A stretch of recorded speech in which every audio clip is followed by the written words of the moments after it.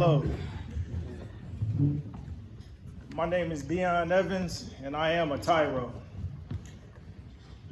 I was incarcerated for the last 17 and a half years for 2 burglaries in Columbus, Ohio.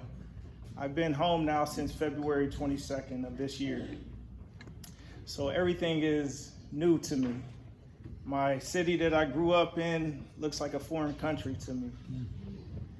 While I was incarcerated since 2006, a lot of transitional moments in my life have happened.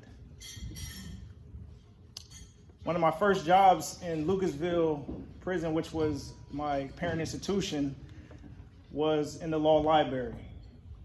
And I had denounced the time that I had been given because I just felt like I wasn't worthy of it.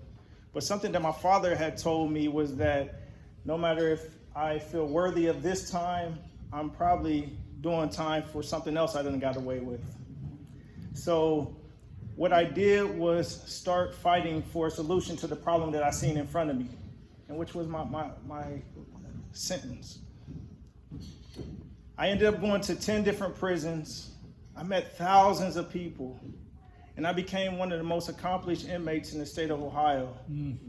I completed almost 250 programs, gained 6 certifications and 4 licenses. I got my minister license, my motor vehicle ventilation air conditioning license, my forklift license, and my paralegal license. I got 13 people out of prison on judicial release. I was 79. I won my own appeal, and that's the reason why I'm here today, because I wasn't supposed to be home until 2026. I wrote a book in prison. I was published in the newspaper for a speech I done. I had an opportunity to see that prison was more than a holding cell. It was a college. It was a place of higher learning where violence was prevalent, but so was opportunity. One of the greatest programs that I had the opportunity of being a part of was this one. The Ridge Project had an opportunity to teach us how to utilize cognitive behavior training.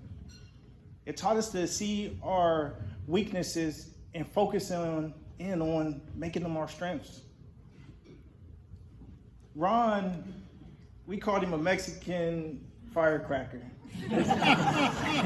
Because when he comes to a prison, he sets it on fire. He puts a light inside of the dimmest places. And he was truly a friend to me inside of those walls and put people around me that encouraged me to continue to fight. Because behind those prison walls, you don't know if the opportunities are going to come to fruition. If you don't know if the things that you are doing are going to work out once you hit the streets.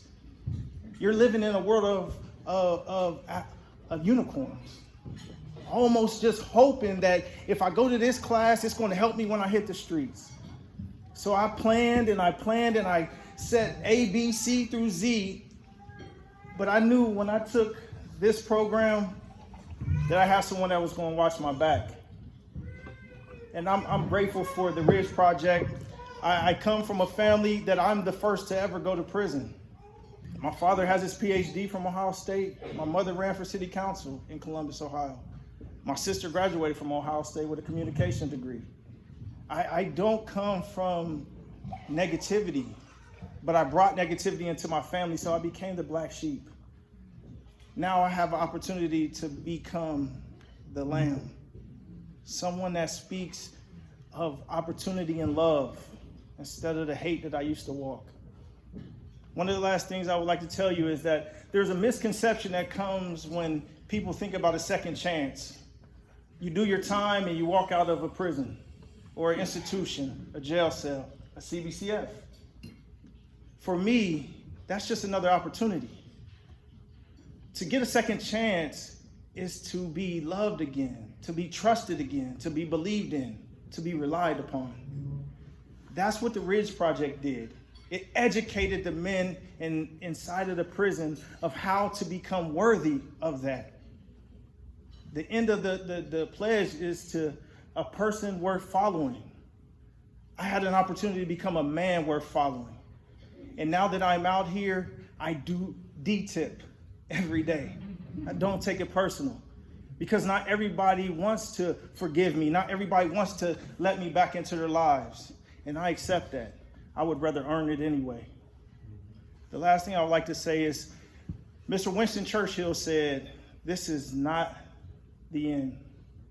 This is not even the beginning of the end. This is only the end of the beginning.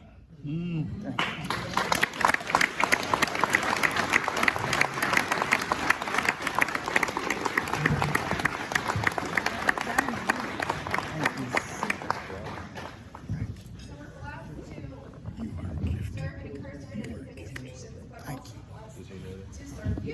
Did you know that today, he's a real history buff, is Winston Churchill Memorial Day? I had no idea that my chair was the lucky one. So I guess